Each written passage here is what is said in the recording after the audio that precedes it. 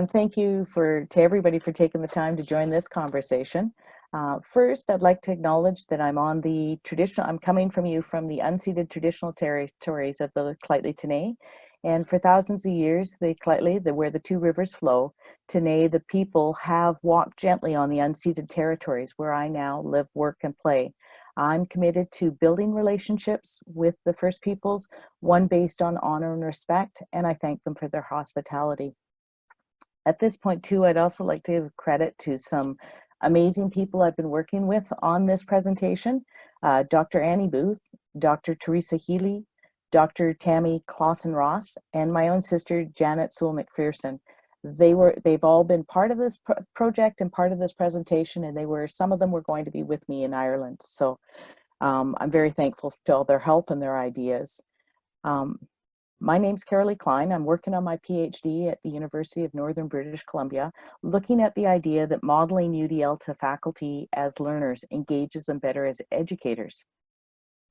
PhD programs in lots of other disciplines, for example, natural resources and environmental studies, there's never learning frameworks discovered or explored. These PhD graduates are hired to educate university students, but they've never had the formal background in learning.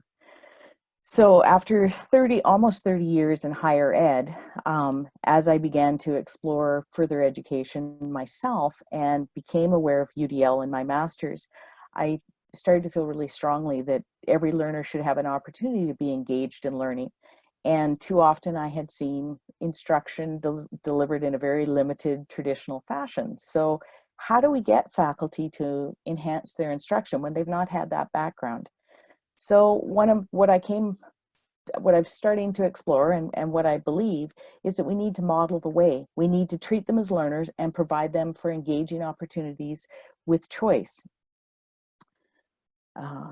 So with that, think about your own learning experience and what best describes your most memorable learning experience that you've had. And I'm just going to stop the share and let Christine start the Mentimeter. This would be a point where we would go to menti.com and enter in the code 829723.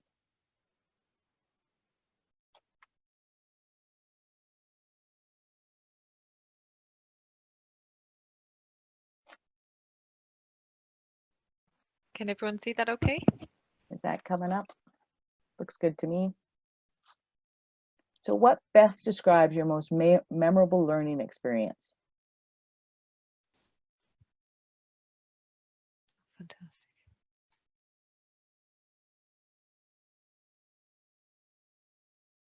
You know, think of that class you never wanted to miss and eagerly anticipated. How would you describe it?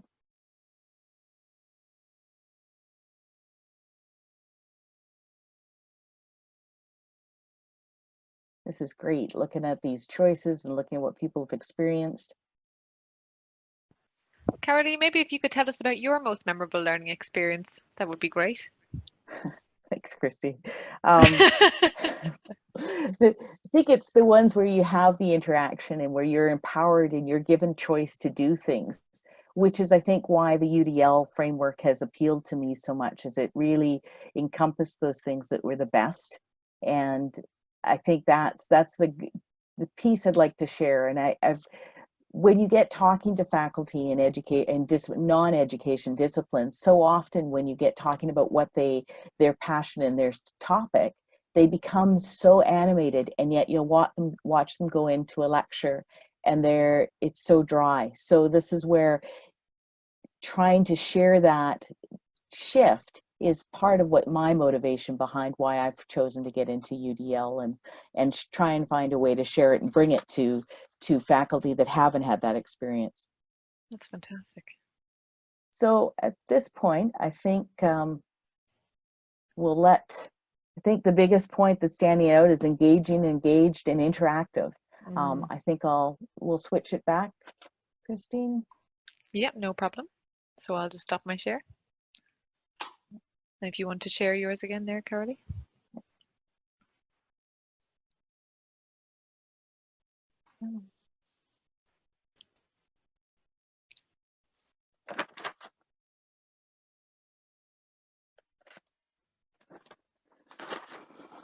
So if we sort of saw the engaged and the interactive and that, really choice came out.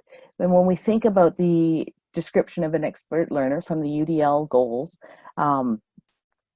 they're purposeful, they're motivated, they're resourceful, they're knowledgeable. So our faculty, are they experts or are they expert learners? And I think too often they're experts, but they're not necessarily expert learners depending on their context. They're expert learners in their own faculty or their own discipline, but they haven't transferred that to learning and to being instruction. So this is where helping them create an environment where that they can look at those and explore those is really a challenge. Most faculty have completed their PhD work in very traditional environments where the sage on the stage is what's modeled and promoted.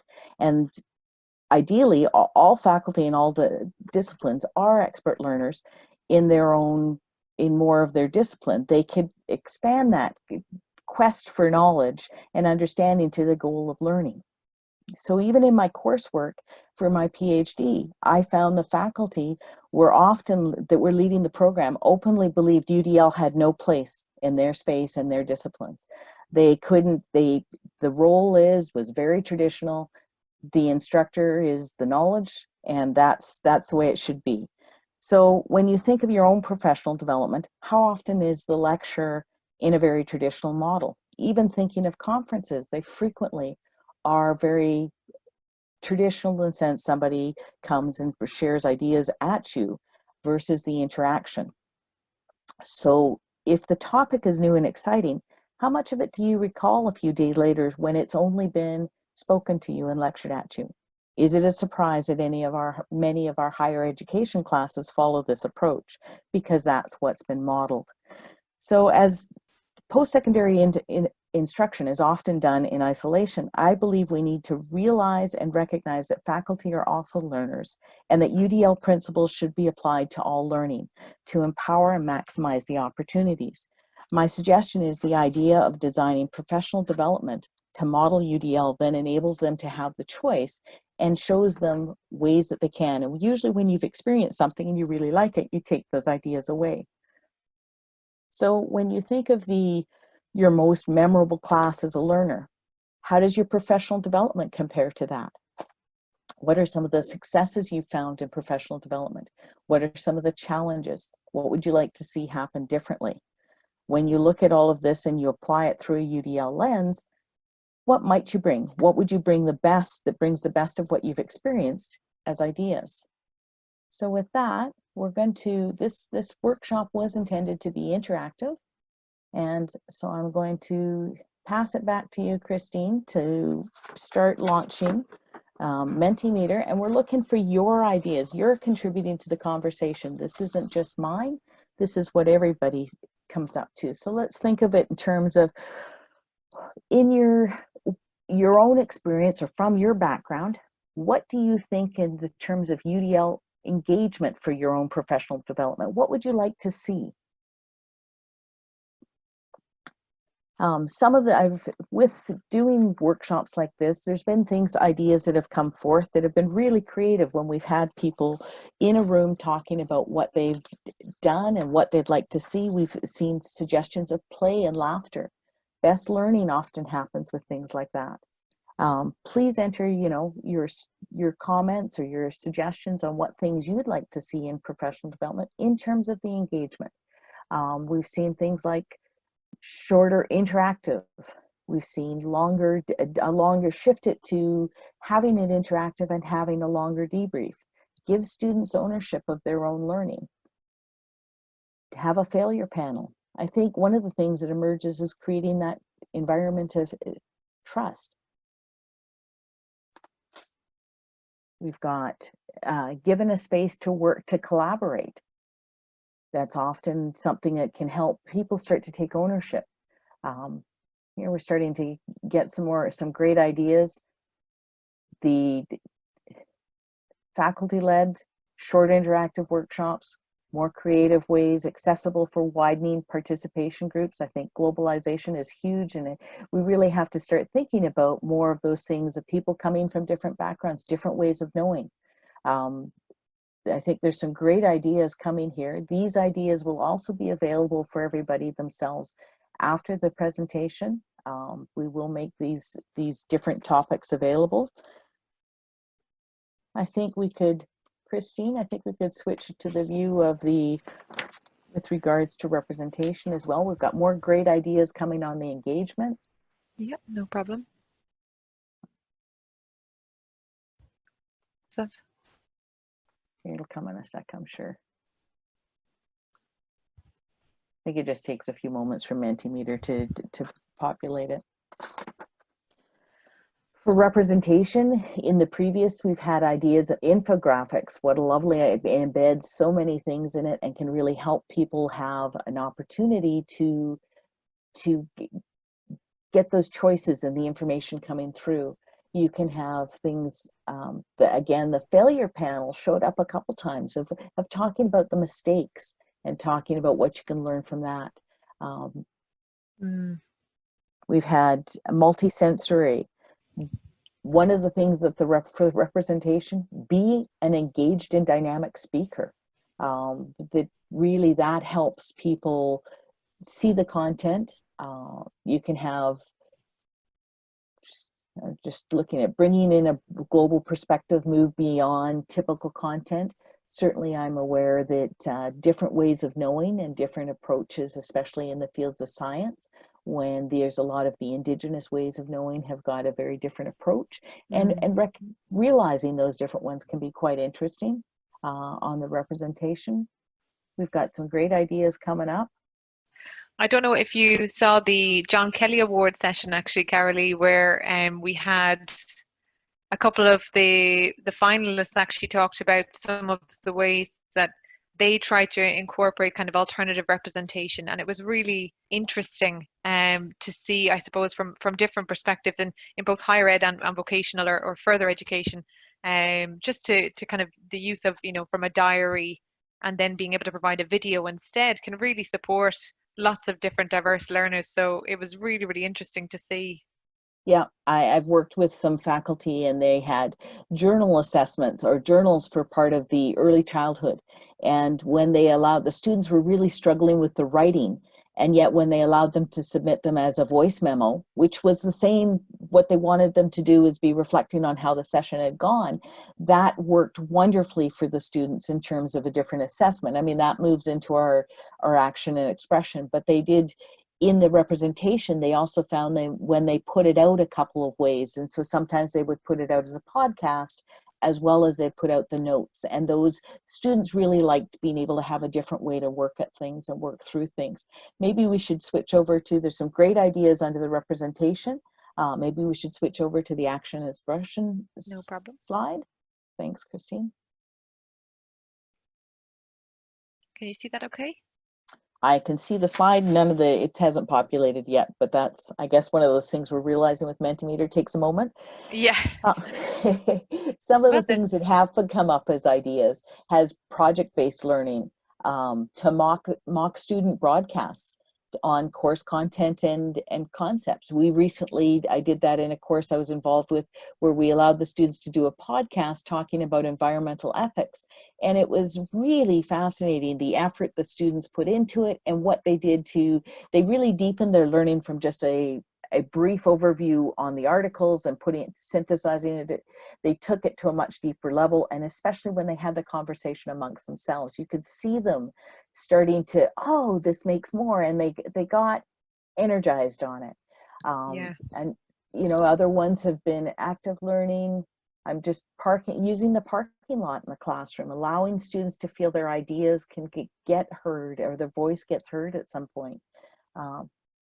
Using I have the all parking of these. lot. Oh, it's interesting. Yes, yeah, that was an interesting one. Invite participants to reflect and set their individual goals.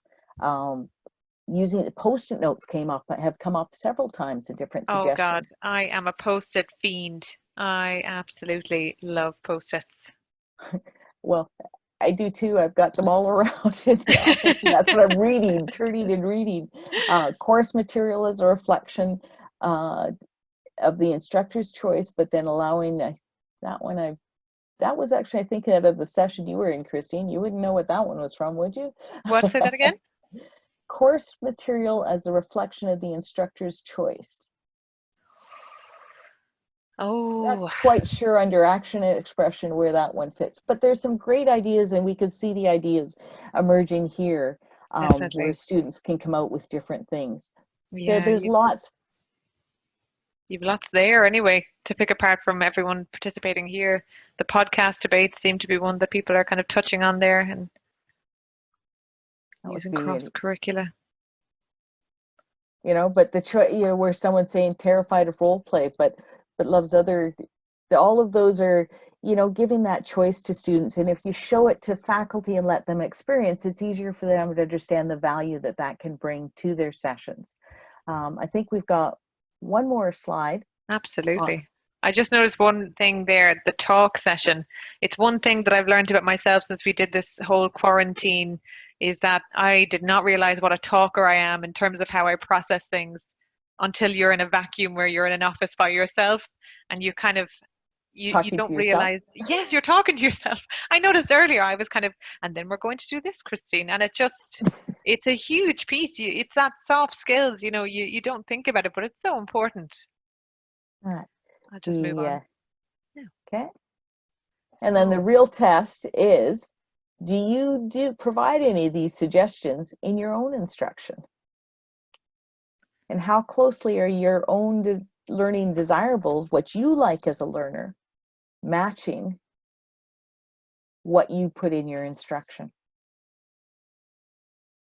And look at this change around. It's quite entertaining to watch the interaction as we're submitting it, as everybody's submitting things. This workshop would have been doing this as in a room together face to face, and I think we've managed to capture it not too badly in a virtual setting right across the world. Yes, absolutely. You provide any previous suggestions in your instruction. How closely are your own learning desires matching with the instruction you provide? I mean, Well, that on is a the tough good side, nobody said seldom. question. So everybody already is doing UDL so often as a part of the instruction, even when you're not aware of it. Oh my But God, yes. yeah, but that's sort of some of the shift. It's having that conversation. And I find that once I've sort of had a little bit of conversation with faculty about learning, they often start to expand and just be aware of it that much more. And that's what I'm finding is trying to make that conversation happen in the professional development. The other thing I've noticed is creating that it's safe to make a mistake. Often some of the more traditional settings or perceptions are the instructor must always be right and the instructor can't make any mistakes, and trying to, you know, be human in the classroom has helped a lot to engaging faculty to take a bit more risk on trying something different, especially with the COVID stuff. The conversations I've been having with faculty is they're afraid, but what if it doesn't work? Doesn't work, you said it, you move on, you sort of learn, take and learn. Yeah, it's So that failure log that you mentioned earlier. I think that's so important. It's being able to put that out there for people sometimes shows that it's okay. You know, there's still learning there.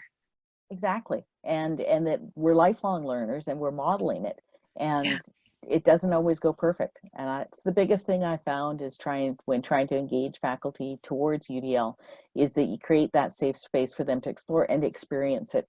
So I think going forward, and that's pretty much where we're at, is Right. providing a professional development that enables people, faculty, to experience, to trial things and be safe to make mistakes is huge to getting them to engage, to bringing UDL into the higher ed. Absolutely. And I don't know, Christine, do we want Yeah. to switch I'll back? just Okay. stop share. And we'll come back to,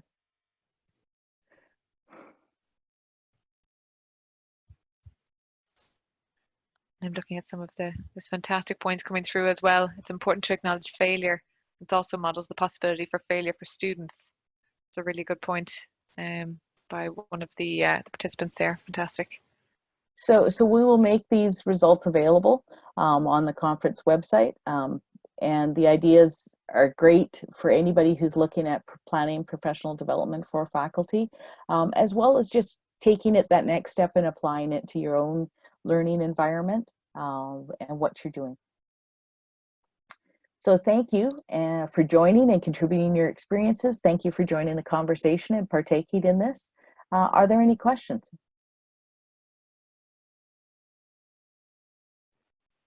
Hi. Actually, Carolee, I might just intervene actually, because there's a point that you mentioned that I have to say was supported by Frederick Fauvet, which is about modeling practices within communities of practice. And I think it's that notion of like being able to see how your peers work and operate. Because I know in a teaching situation, I mean, it's a lecture in a room with the students, and you don't really get to see, you know, maybe how they present their information, how they interact with their students in different ways. So one thing I've seen in primary schools, like in schools for young children here in this country, is that kind of idea of shadowing or team teaching, where staff can kind of work together or observe each other in a classroom. And just in higher ed, maybe here, like, you know, it'd be great to have more of those opportunities to witness how other kind of lecturers or educators interact in different ways. Absolutely, and that's sort of creating that trust. It's creating that culture of those public professional development opportunities to exchange those ideas and collaborate. I think that's very much what I find. If we can get those happening, so often the ideas just take off. That's some of what I'm hoping that we can show. There's some terrific value to the community of practice is a lovely one. If you can get a group of the faculty to come together and start talking about it. There is also some of the things to be cognizant of is there's that competition, there's that sense of and trying to create a safe space that they can have those conversations and it doesn't affect that. Yeah, great, no, Trevor. I think that's great. And actually, even just one of our attendees, Chloe Cox, mentioned just something about that pie chart that you kind of displayed in the Mentimeter earlier, just about recognizing different ways people kind of offer instruction or engagement as well. And she just mentioned it'd be interesting to hear that from the student perspective as well. To kind of get their feedback about, which I'm kind of guessing, I'm just kind of reading into the comment as well about, you know, it'd be great to hear that kind of student feedback about types of engagement they would like to see as well. Because they kind of are accumulating all this information from experiencing all these teaching styles. So they might be getting kind of a set of expectations about ways that would suit them. Well, it's surprising too how quickly they get set into traditional. I found I was having conversation in some of the classes of natural resources, environmental studies, and I remember being absolutely flabbergasted when one student said, well, we should only get it in a lecture. And even my peers in the PhD cohort, there was a couple of them talking, well, isn't that's the only way you should be teaching? And I was thinking, these are mature adults and they're already entrenched in that very traditional thinking. It was quite surprising, but I think but that's all they had experienced. And that's where I'm looking at, do you need to make that experience for faculty in a different way as learners for them to start to apply it in their classrooms and make it normal? And actually, this is the last comment I'm going to make before Christine kind of moves on to the next speaker. But just there's a few kind of questions coming in with the Q&A. Rose Arcuri, sorry if I've pronounced your name wrong, but she's asking about concrete examples of UDL, as well as Tara Maguire as well, just asking about examples of how further education and vocational education here use UDL. Now, just to say, if you go to the ahead.ie website, we have a number of videos on our Conference 2020 webpage, and the three the winners of the John Kelly Awards. There's 3 videos there about 3 educators incorporating UDL. So if you watch those videos, hopefully they'll answer some questions, but we will be down the line sharing more information about real practitioners and real interventions where they've utilized UDL in their teaching. So Tara and Rosie, thanks very much for your questions, but and hopefully you can go to the website. Okay. Super. Thank you. Great. Thank you.